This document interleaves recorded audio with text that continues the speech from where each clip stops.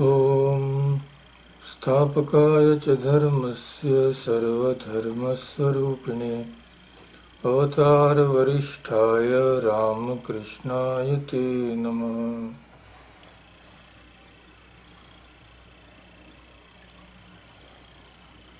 So, during the past 2 weeks, we first discussed what is the nature of God, the philosophy of Ishvara, what do we mean by the term God, and then we discussed the miracle that is an incarnation. Today we will focus on the talk which Swami Vivekananda gave on Sri Ramakrishna in the West, because naturally who understood better than Swamiji who Sri Ramakrishna was? Of course, beside Holy Mother is not different from Sri Ramakrishna, we know. So amongst Sri Ramakrishna disciples, we all know that Swami Vivekananda understood him the best. He was one of the first to recognize him as an incarnation of God. So he gave 2 lectures on Sri Ramakrishna, and in the complete works they have been joined and published as one talk. The name given is My Master. So today we will just discuss that talk, the salient features of that talk, because it contains so many fascinating topics have been discussed. It is not possible to complete in one day a detailed analysis of the talk. So we will just keep it in brief, and we will focus on the essential points what Swamiji has said about Sri Ramakrishna in that talk. So most of the time I will be quoting Swami Vivekananda verbatim. Only some places, just to connect the parts, I may say a word or two in explanation, but most of the discussion today will be Swami Vivekananda's words only, absolutely quoted verbatim with hardly any change. So in the beginning of this talk, Swamiji starts with the word of Sri Krishna, which he has said in the Gita, all of you know, Yada yada hi dharmasya glanir bhavati bharata. It starts with that. So Swami Vivekananda quotes Sri Krishna first. Whenever virtue subsides and vice prevails, I come down to help mankind, as Sri Krishna has declared in the Bhagavad Gita. Here by I, needless to say, Sri Krishna doesn't mean the son of Devaki. He means God himself. So God comes down to the world whenever there is need. What type of need? Why does he come? In answer to this question, Swami Vivekananda says, I quote, whenever this world of ours, on account of growth, on account of added circumstances, requires a new adjustment, a wave of power comes. A wave of power comes. So this God is coming as power, because without power we cannot change anything in the world. To change anything, any person, any circumstances, we need a Shakti or power. And another thing which he mentions is, when in this world a new adjustment is needed, then only God incarnates. So what happens? When is this new adjustment needed? Swamiji says, when man forgets his divine nature through his growing dependence on matter and is reduced to a mere money-making machine, an adjustment is necessary. The voice has spoken. In this age also, Swami Vivekananda says that voice has spoken. The power has been set in motion, which at no distant date will bring unto mankind once more the memory of its real nature. So, three important points Swami Vivekananda makes in these few sentences. First is, an adjustment is necessary when we forget our divine nature, our true nature. This is the first thing. Why does it happen? Through our growing dependence on matter. This is the important point. When we become dependent on matter, on this world, we try to find happiness in this world, then a new adjustment is necessary. Why? So that we can again remember our true nature, our true goal of life. So Swamiji says this power has arisen again in this age. This power has been manifested as Sri Ramakrishna in this age. Like it was manifested as Sri Rama, Sri Krishna, Jesus Christ, etc. In this age, that power is manifested as Sri Ramakrishna. So after this he says, I am going to present before you the life of one man who has put in motion such a wave in India. So of course now it is not only in India, it is all over the world, but of course the center was India, the center is India. Why is adjustment necessary? Because man forgets how actually he can be happy. So the reason for this is our forgetfulness of our divine nature. When we forget this, what happens? Swamiji says, we depend on machines and matter for our happiness. But machines never made mankind happy and never will make, Swamiji says. He who is trying to make us believe this claim that happiness is in the machine is not claiming a right thing, because happiness, Swamiji says, is always in the mind. He says that man alone who is the lord of his mind can be happy and none else. What avails it if you have power over the whole of the world, if you have mastered every atom in the universe, but if you are still a slave to your mind? The mind is closest to us, you see, the mind, we are what our mind is. So even if we have conquered dead matter, if we have not gained control over our minds, there is no happiness for us. We can never be happy. And this fact always has to be demonstrated through the lives of some exceptional persons.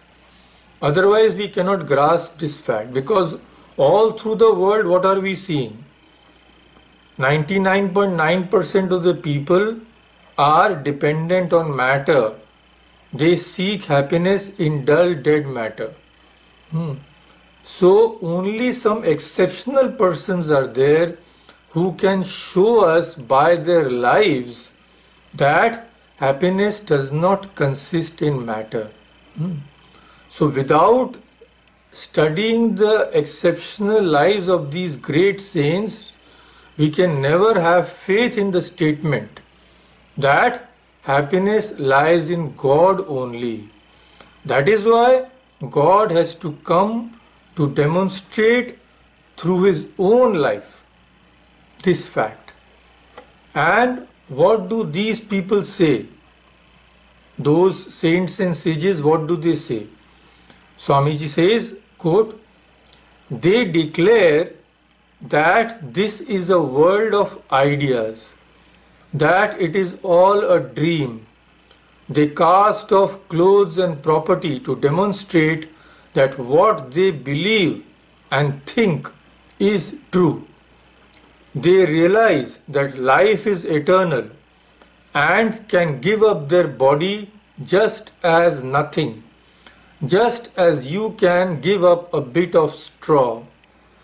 Therein lies their heroism, that they are ready to face death as a brother, because they are convinced that there is no death for them.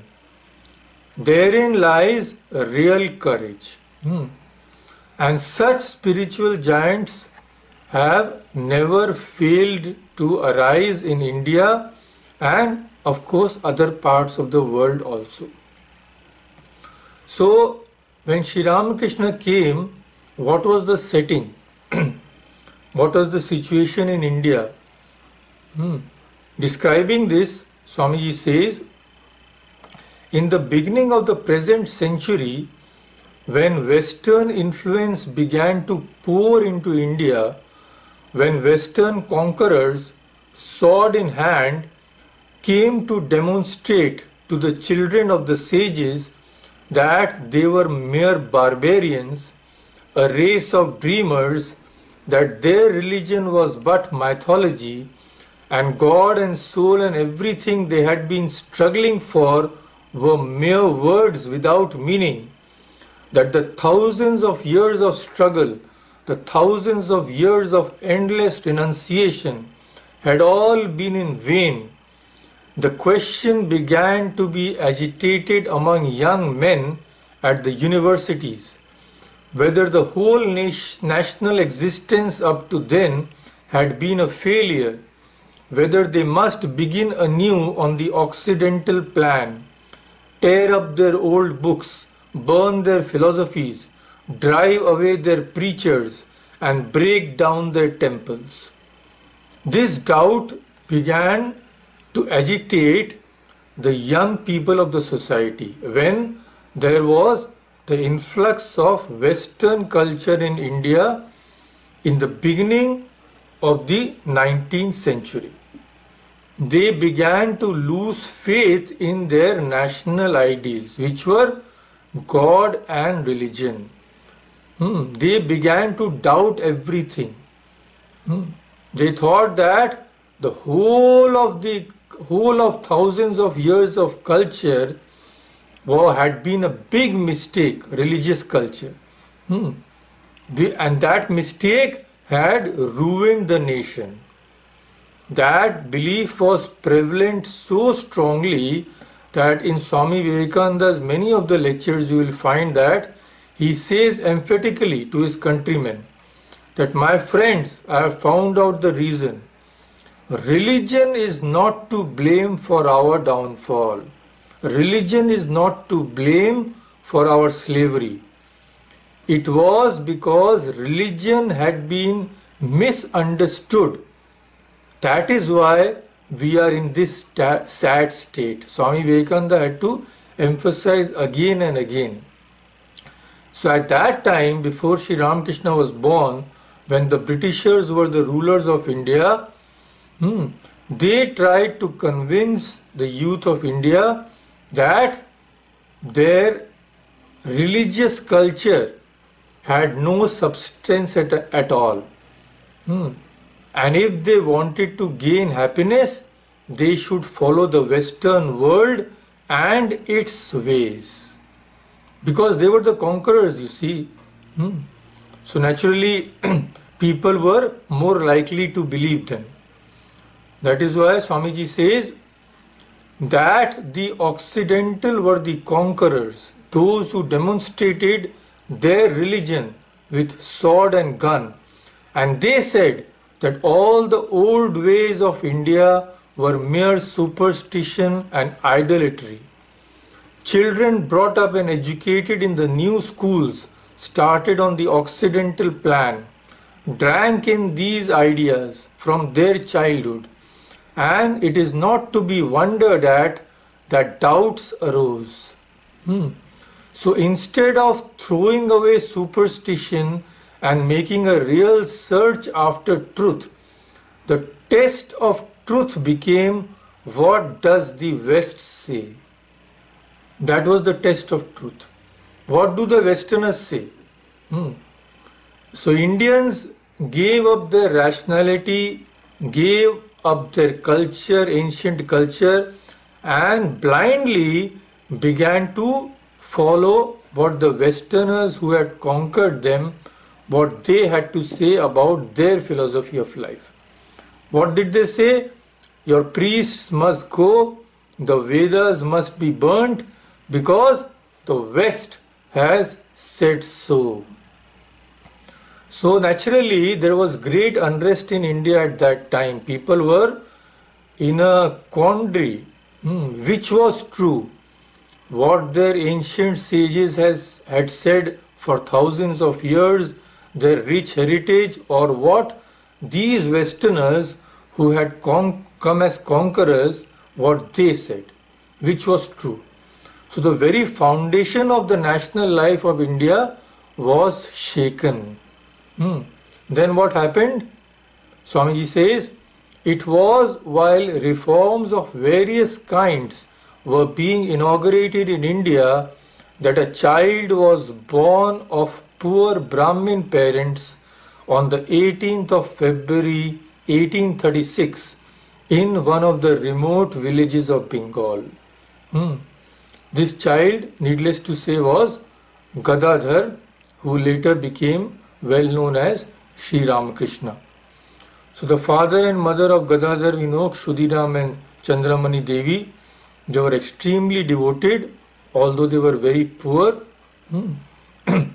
But it was because of their devotion that Sri Ramakrishna was born to this pious couple.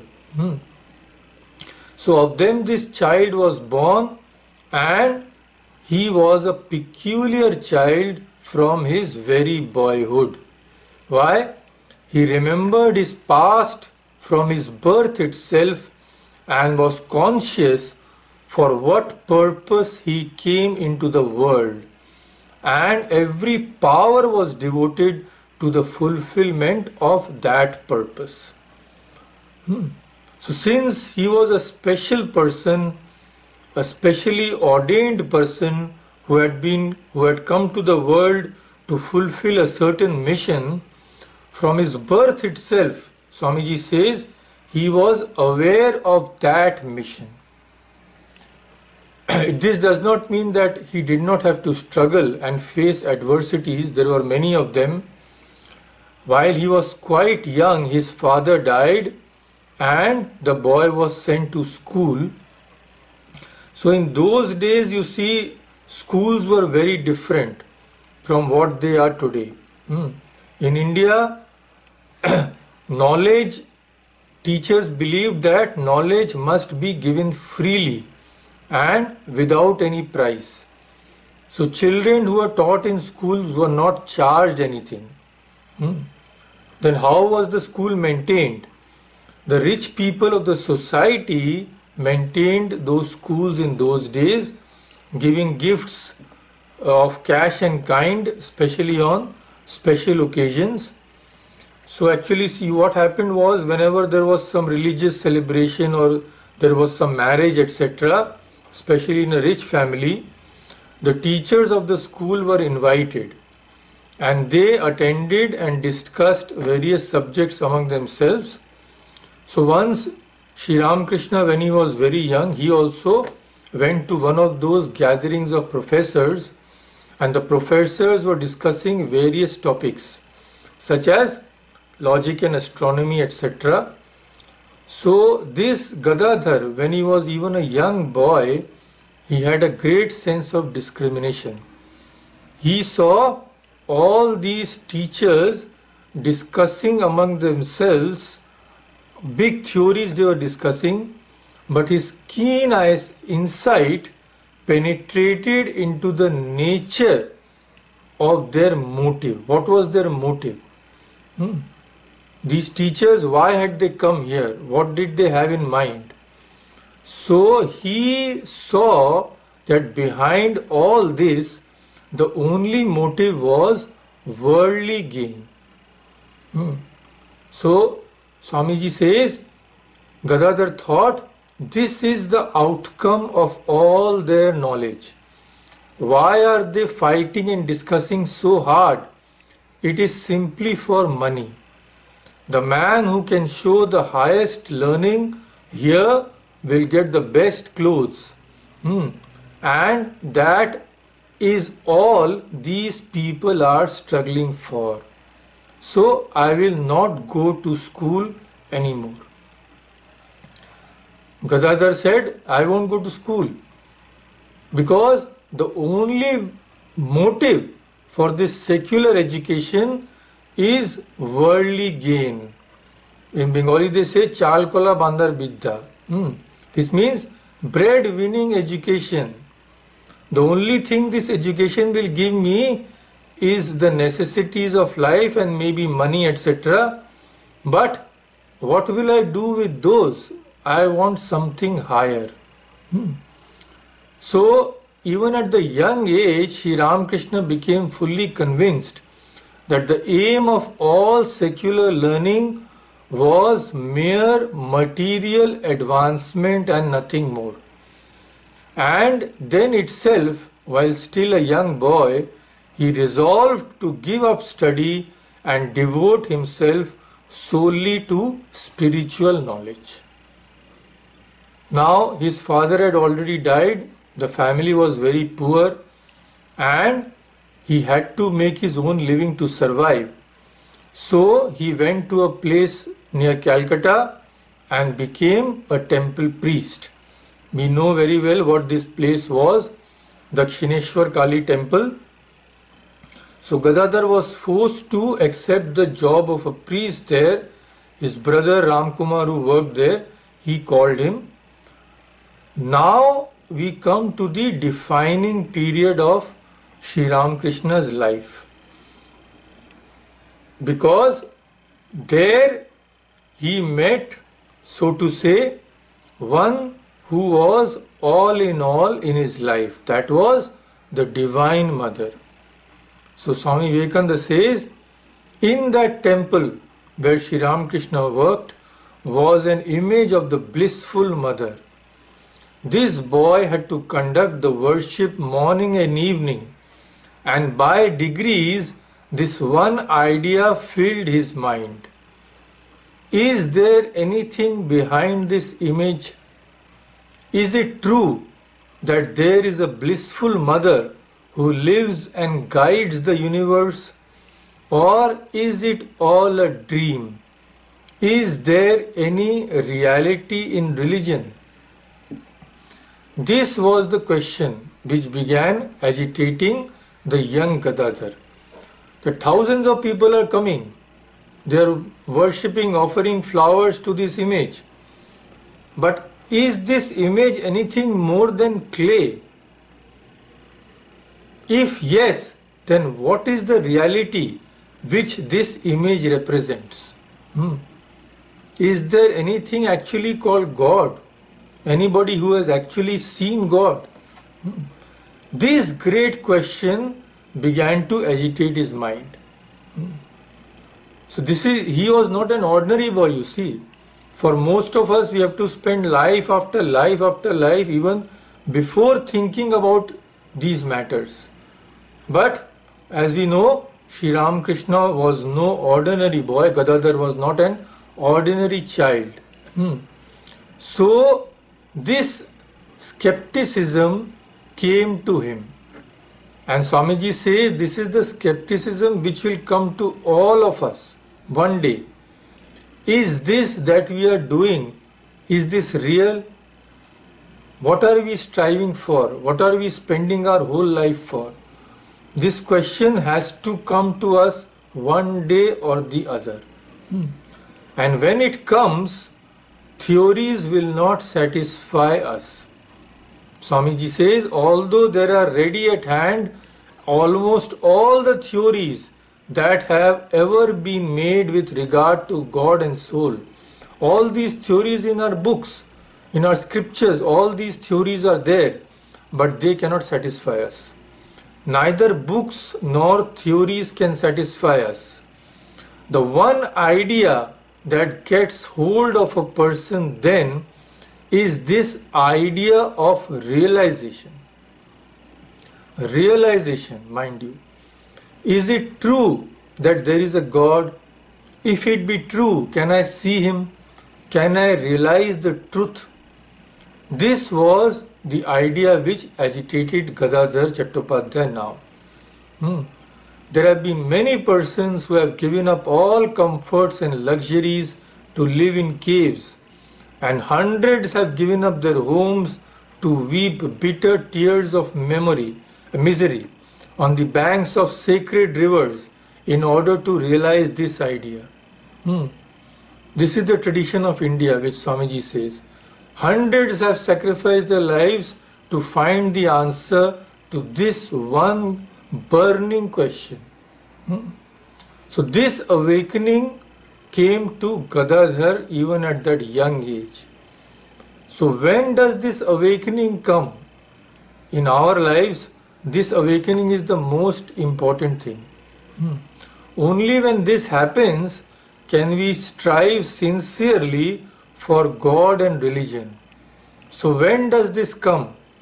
When we realize, in the words of Swamiji, when we realize that there is but one solution of life, and that solution is what we call God and religion. If God and religion are true, life becomes explained, life becomes bearable, becomes enjoyable. Otherwise, life is but a useless burden. So when we realize this fact in our heart of hearts, that without God, which is the only reality, life is but a useless burden, when this idea deeply enters our heart, then only we can say that we have been spiritually awakened. And then we can strive sincerely to realize those truths, because realization alone can satisfy us. We may read hundreds of books, hundreds of scriptures, may listen to hundreds of lectures, but nothing will satisfy us. So this idea took possession of the boy, and his whole life became concentrated upon that. Day after day he would weep and say, "Mother, is it true that you exist, or is it all poetry? Is the blissful mother an imagination of poets and misguided people, or is there such a reality?" So this thought, whether God can be seen or not, that became uppermost in the mind of Gadadhar and gained in strength every day until he could think of nothing else. This was the state, and this is the state which we have to strive for. That this idea, this hankering for the realization of God should take hold of us in such a way that we can think of absolutely nothing else. Only when our mind is completely submerged in the idea, as Sri Ramakrishna says, only when we become diluted in God, only when that happens, only then can we actually realize spiritual truths. So this state was attained by Gadadhar. He became mad. This madness was not an ordinary madness, it was divine madness. So he could no more conduct the worship properly, could no more attend to the various details. Often he would forget to place the food offerings before mother. Sometimes he would forget to wave the light. At other times he would keep waving the light for hours and forget everything else. So this hankering, this awakening came to Gadadhar. And Swamiji says a very pertinent observation, that in the lives of all of us, sometimes we feel this emptiness within. When we see that all these things we have achieved can have failed to give us satisfaction, when we are alone, when we are in an introspective mood, when we are calm, then all of us at some time of our life, we also feel in our heart of hearts. Swamiji says, the heart of our hearts sends out a wail. Is there no one in this universe who can show me the light? To all of us it comes, but then what happens in the case of ordinary people? In people like us, Swamiji says the animal man shakes off these angelic visions. Down we go. Animal man once more eating and drinking and dying and drinking and eating again and again. We forget those things.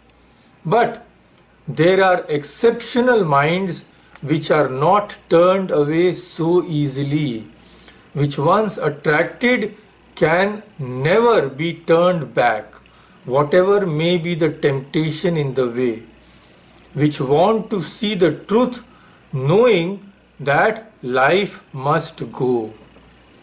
Life must go one day. We all have to die one day. So, when that is true, what better way to spend the life than to sacrifice it to a highest ideal? The highest ideal in life. What is it? To sacrifice it in the knowledge of God. Because life has to go. Whether you are a pauper or you are a king or a millionaire or you are a biggest scholar or whether you are an ignorant person or whether you are a world famous person, you have to go leaving this world. So when death is certain, when nothing will remain, then why not sacrifice the life to the highest ideal which is there? What is this ideal?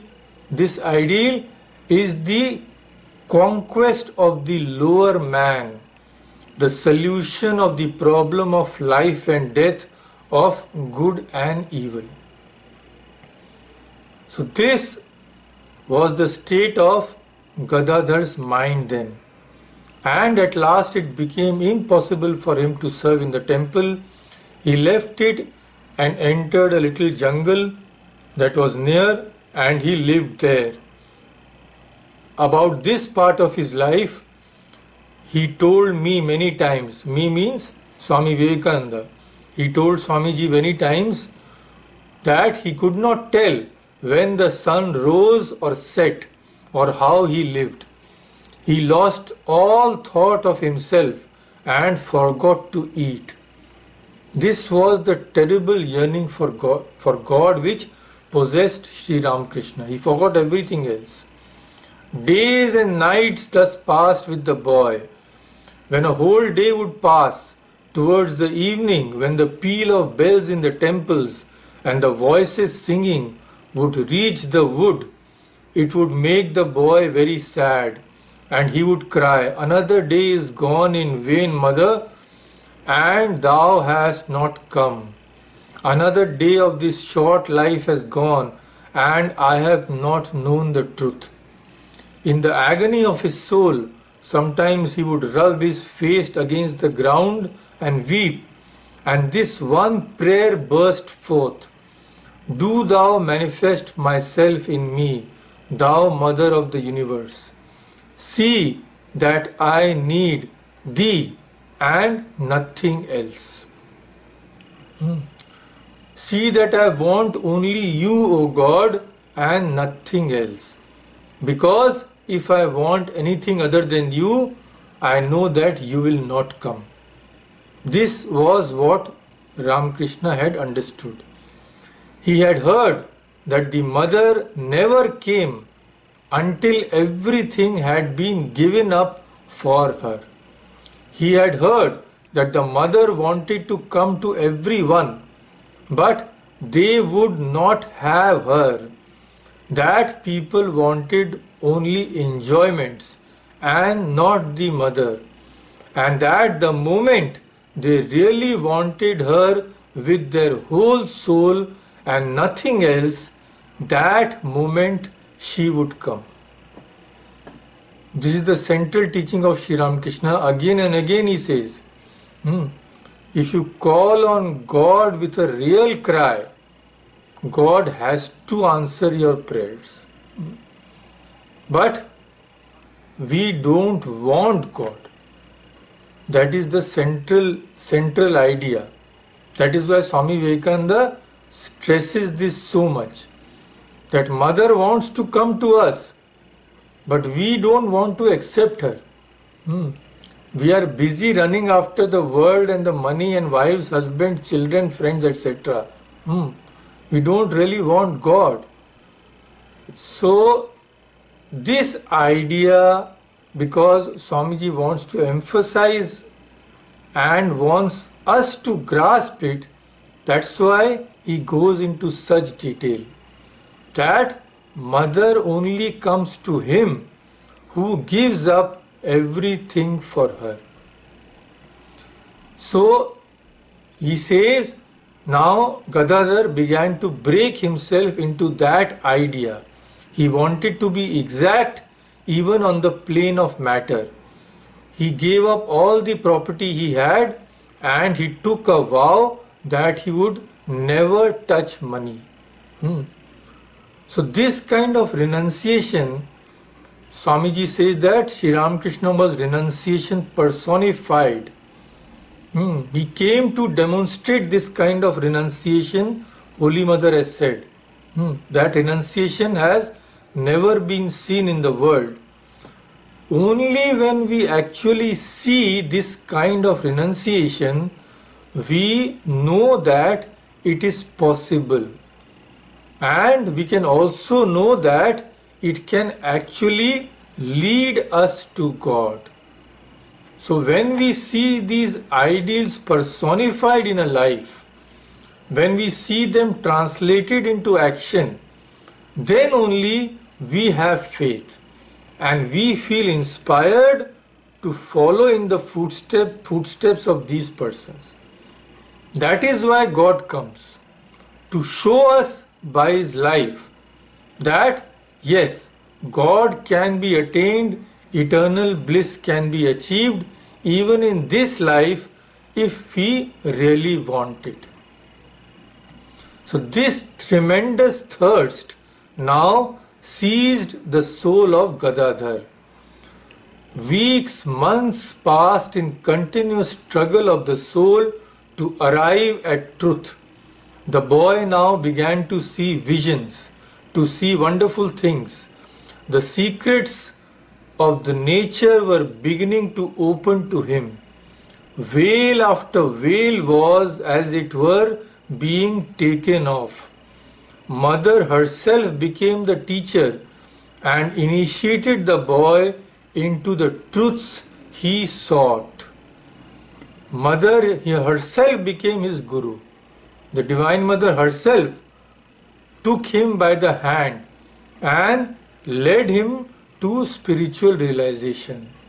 Such was Gadadhar's tremendous yearning for God.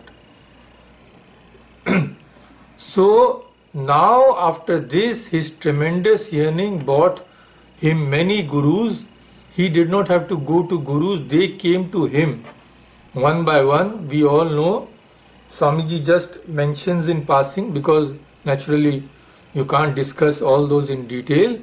So he mentions that one by one they came, like Bhairavi, Brahmani and Totapuri. Totapuri taught him the Vedantic truths through which Sri Ramakrishna attained Nirvikalpa Samadhi. So all these people came and they assured Gadadhar that he was not mad, because the way Gadadhar was behaving at that time, ordinary people thought him to be mad. He was known as the mad Brahmin of Dakshineshwar. Now when everybody calls you mad, so you also begin to doubt yourself, that is it really true that I am mad? How can so many people be wrong? So Bhairavi Brahmani who came to him, she comforted him and she told him, my son, blessed is the man upon whom such madness comes. And she said, the whole of this universe is mad. Some for wealth, some for pleasures, some for fame, some for 100 other things. They are mad for gold, for husbands, for wives, for little trifles, mad to tyrannize over somebody, mad to become rich, mad for every foolish thing except God. This is the sentence we should remember. Mad for every foolish thing except God. Except God, all these things are foolish. All worldly matters are foolish. They have no substance. They can never give us what we actually want. So, such people are mad for these things and they understand only their madness. So, when a man is mad after money, he understands other people who are also mad after money like him, and they say he is the right man. As lunatics think that lunatics alone are sane. These are Swamiji's words, not my words, mind you. But if a man is mad after God, how can they understand it? They think he has gone crazy and they say have nothing to do with him. So Bhairavi Brahmani says to Sri Ramakrishna, that is why they call you mad. But yours is the right kind of madness. Blessed is the man who is mad after God. Such men are very few. So this is a lesson for all of us to learn. And of course, after Bhairavi Brahmani, some other teachers were also there, and then finally Totapuri came. And he also found that, to his astonishment, that this pupil of his was in some respects wiser than himself. So he also learnt a lot of things from Sri Ramakrishna. Now, after this, Sri Ramakrishna was married, because you see, all sorts of news were reaching Kamarpukur that his mother was worried. People are saying, oh, your child has gone mad, and he's shouting mother, mother all the time. So they became worried. They called him to Kamarpukur, and they thought that the only medicine for this madness is marriage. So they married Sri Ramakrishna, but Swamiji says he was not married to an ordinary woman. He says the maiden whom he was married to was a pure and noble soul and was able to understand her husband's aspirations and sympathize with them. She quickly told him that she had no wish to drag him down to a life of worldliness, but that all she desired was to remain near him, to serve him, and to learn of him. So we all know that this lady was none other than Holy Mother, the Divine Mother herself. So Sri Ramakrishna gained success in all the disciplines he followed, as we all know, after realizing the highest truth in Nirvikalpa Samadhi. He now desired to learn the truth about other religions also. Up to that time he had not known any religion but his own. But now, through the will of God, he wanted to understand what other religions were like. This desire was in him because of the plan, you see. If this desire was not there, he would not have practiced other religions, and he would not have been able to pronounce the great truth, as many faiths, so many paths. He would not have been able to say this from his own experience. So that is why now this desire arose in him to practice other religions also. So he sought teachers of other religions. He found a Mohammedan saint and placed himself under him. He underwent the disciplines prescribed by him, and to his astonishment, he found that when faithfully carried out, these devotional methods of all the religions led him to the same goal he had already attained. All the religions which he had practiced, Islam, Christianity, everything. So he went to all the various sects he could find, and he took up the spiritual disciplines of those sects. He did exactly as he was told, and in every instance he arrived at the same result. Thus, from actual experience, he came to know that the goal of every religion is the same, that each is trying to teach the same thing, the difference being largely in method and in language. That is all the difference. He realized that at the core, all sects and religions have the same aim. They were quarreling amongst themselves absolutely needlessly. They were quarreling only for selfish purposes. Those who are quarreling, they are not anxious to know the truth, but about my name and your name. That is all. Two of them preached the same thing, but one of them said, that cannot be true because I have not put the seal of my name on it. That is all. And another man said, do not hear him.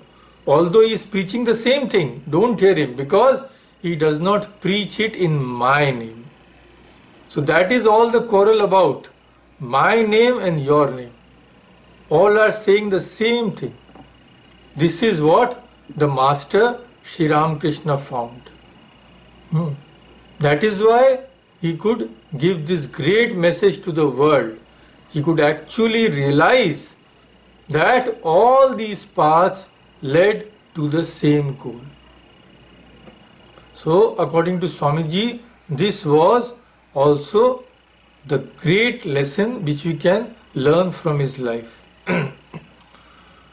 And in conclusion, Swamiji says that if any good has come from my lips, then these are, it is all due to my Master Sri Ramakrishna.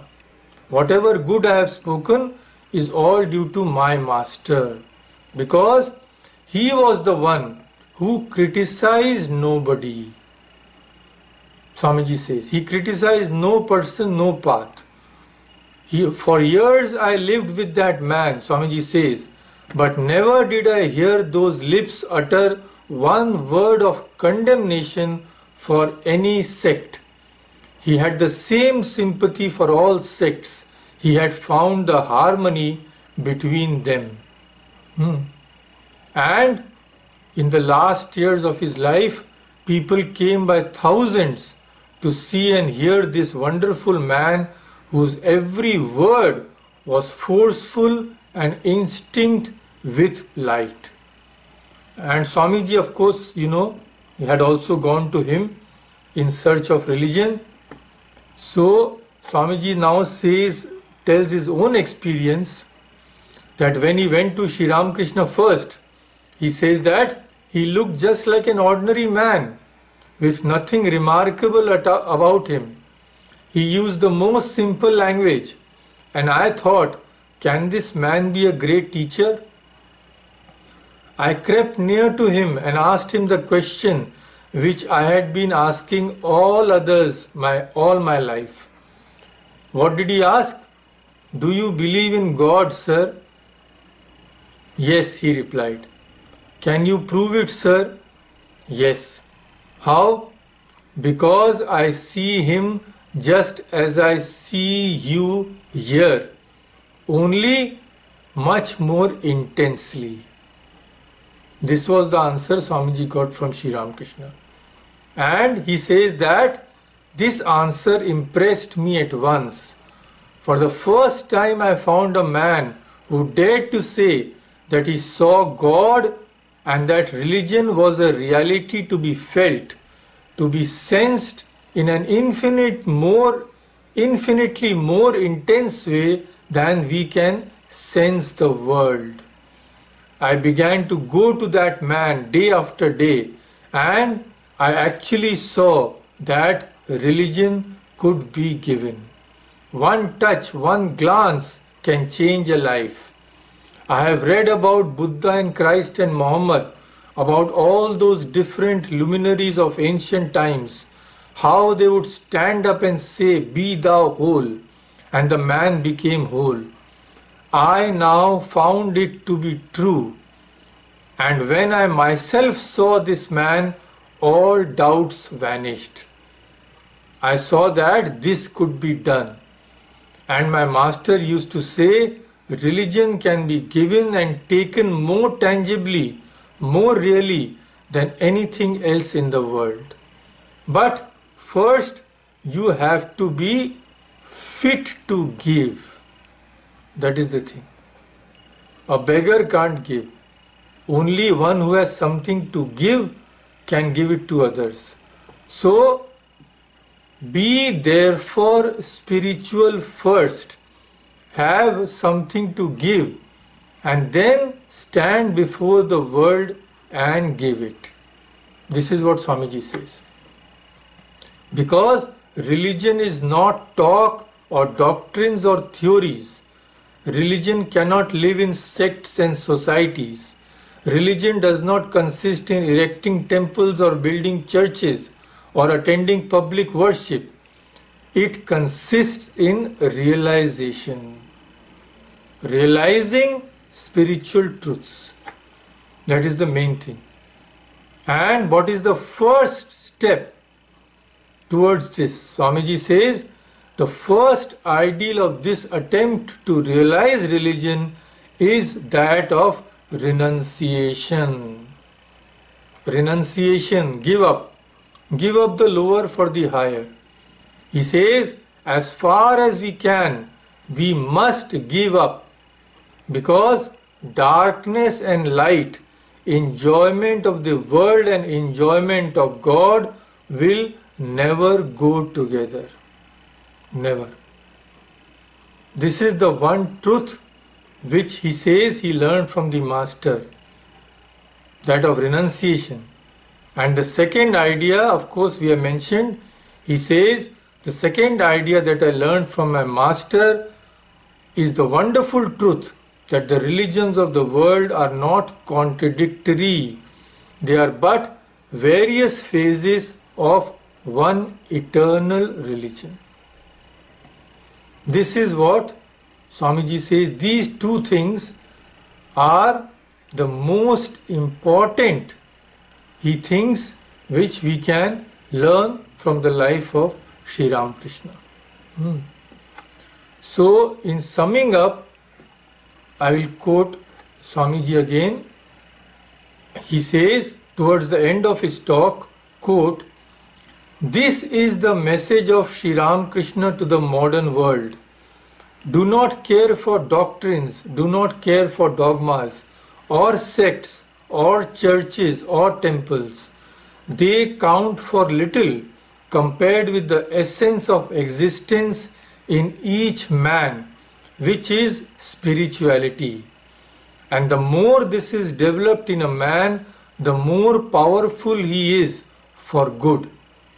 Earn that first, acquire that, and criticize no one, for all doctrines and creeds have some good in them.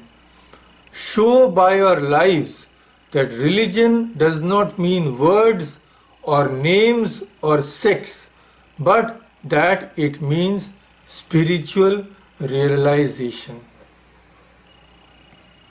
Then he says, therefore my master's message to mankind is, be spiritual and realize truth for yourself. This is the central message. Be spiritual and realize the truth for yourself, because until we realize it for ourselves, it won't be true for us. It won't be true at all. We cannot attain religion just by hearing, by reading, just by intellectual exercises. No, never. We have to realize it ourselves. And for realizing, the first thing is renunciation of the lower things so that we can attain to the higher things. So I will just 4 points I have written down which are the most important in Swami Vivekananda's speech. So just for clear comprehension, I will just show you those and read those so we can idea. We have just touched the lecture. You see, there is so much in every one of Swami Vivekananda's speeches that we need hours to actually understand it and assimilate them, even one talk. So I have just touched the talk so that we can know what are the most important things we can learn from Sri Ramakrishna's life. And I will just show that, share that with you. So this you can see, just written down point wise. The first point, the first ideal of this attempt to realize religion is that of renunciation.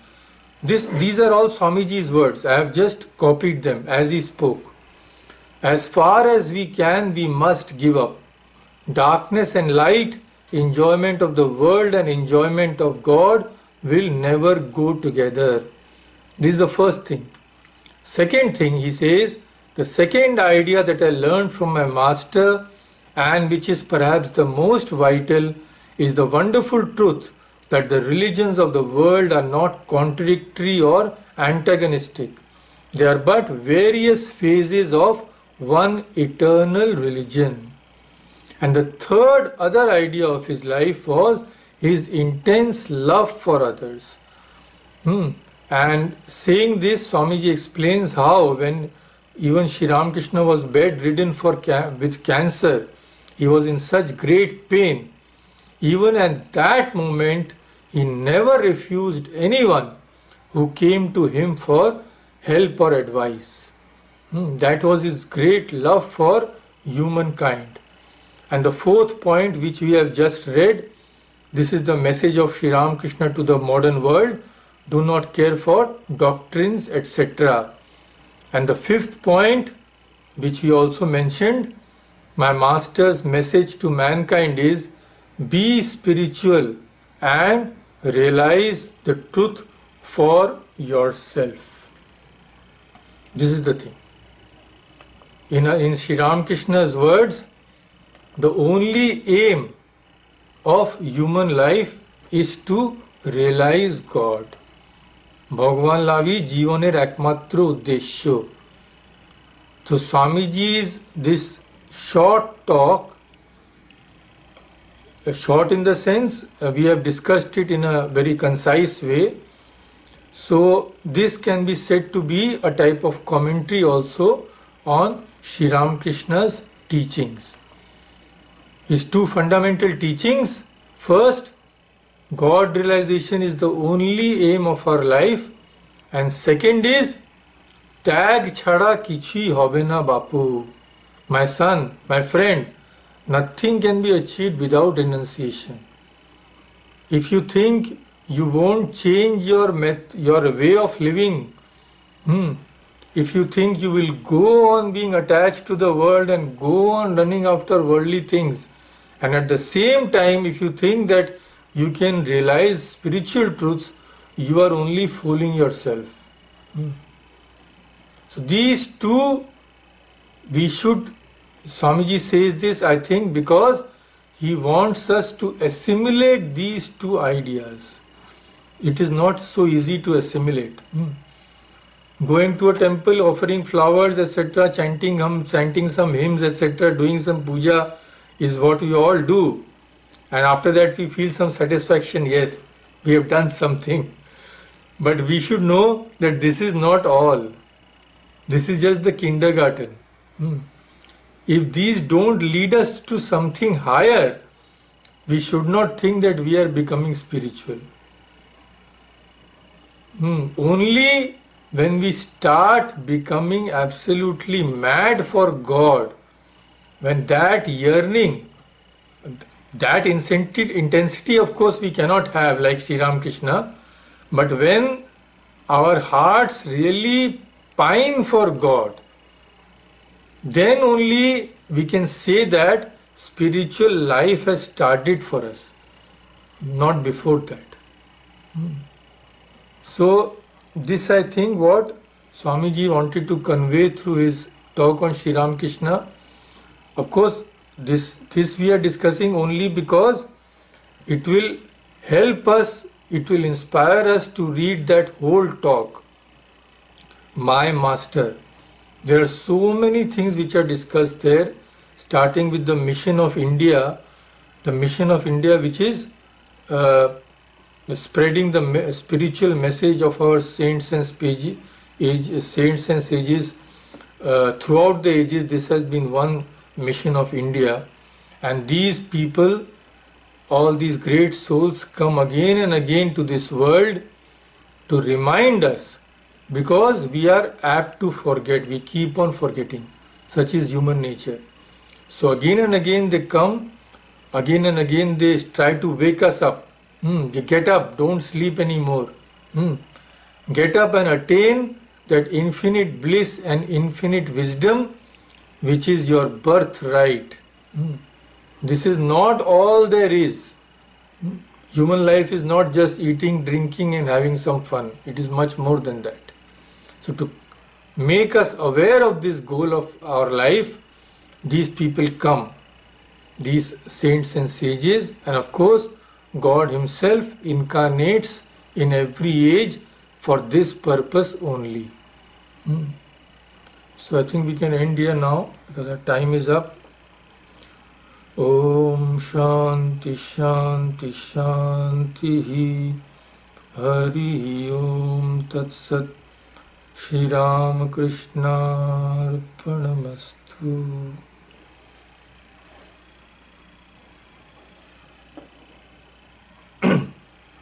So before ending, we can have a song on Sri Ramakrishna, but before that I will just show you the photographs of Shivratri of this year's celebration in Belur Math.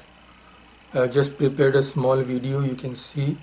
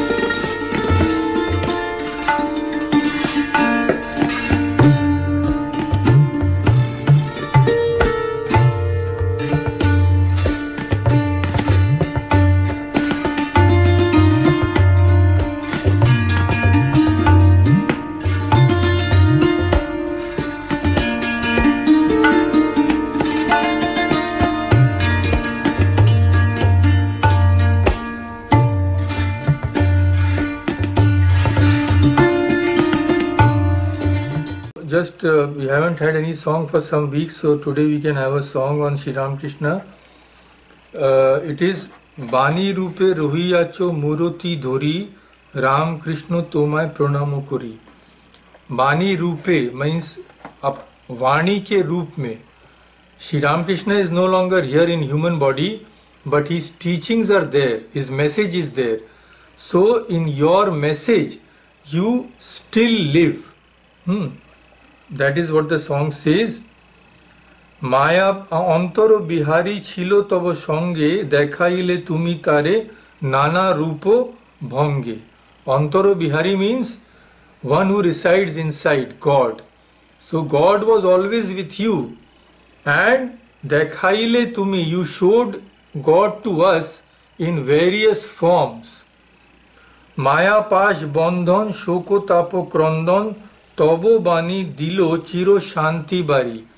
Maya Pash, the bonds of Maya, what do they create? Shok Tap Krandan. Shok, sorrow, Tap, miseries, Krandan, tears. So this Maya creates all these things, misery and tears. But Tabo Bani Dilo Chiro Shanti Bari. Your message, your teachings gave us the eternal peace. Jagoter Bedonai Dile Novo Chetona. You gave us a new awareness in the midst of all this misery. Jagoter Bedonai Dile Novo Chetona. You gave us a new awareness. Paramanando Tumi Dishari. Dishari means one who shows the way. Shows the way to what? Paramananda. Paramananda is eternal bliss. So you are the one who showed us the way to eternal bliss. To that, Sri Ramakrishna, I bow down.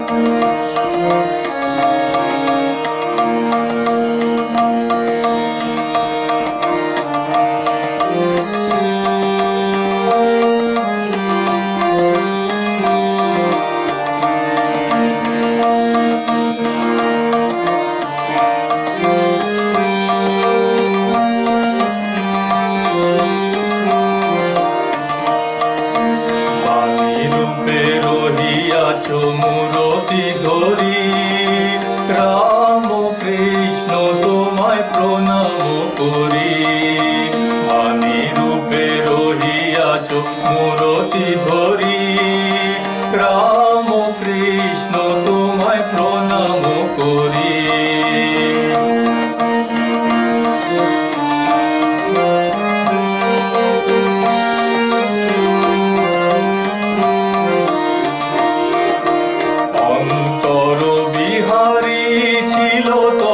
সঙ্গে দেখাইলে তুমি তারে নানা রূপ ভঙ্গে।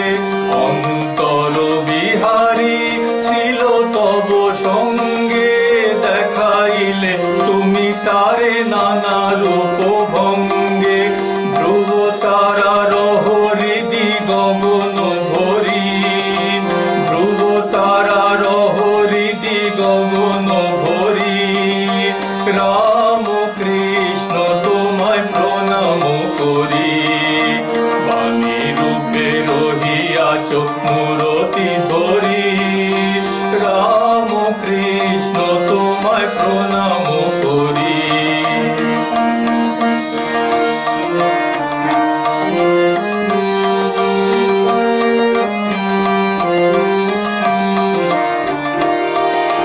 মুক্তি দেউলে ফোটালে যে ফুল, প্রেমের সুগন্ধে দুলিল দোদুল। মুক্তি দেউলে ফোটালে যে ফুল, প্রেমের সুগন্ধে দুলিল দোদুল। ভব পারাবারে তুমি পারের তরি, ভব পারাবারে তুমি পারের তরি। রাম কৃষ্ণ তোমায় প্রণাম করি। বাণী রূপে রহিয়াছ মূরতি ধরি। রাম কৃষ্ণ তোমায় প্রণাম করি।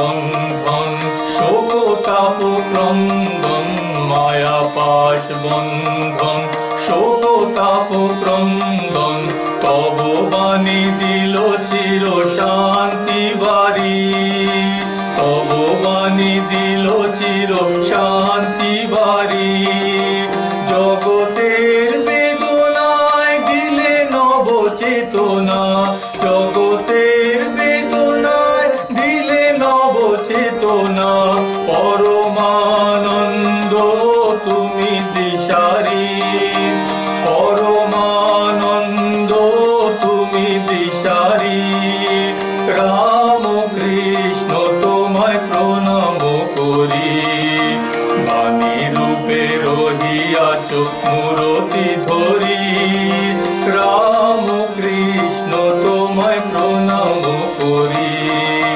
রাম কৃষ্ণ তোমায় প্রণাম করি রাম কৃষ্ণ তোমায় প্রণাম করি। Namaskaram, Swamiji. Namaste. It was great that you that Swami Vivekananda mentioned renunciation there. It's very clear when we look at brahmacharis. They have renounced the world. That's very clear. But how about grihasthashramis? How are they supposed to be in the world and not of the world? Any tips there? About whom are you asking?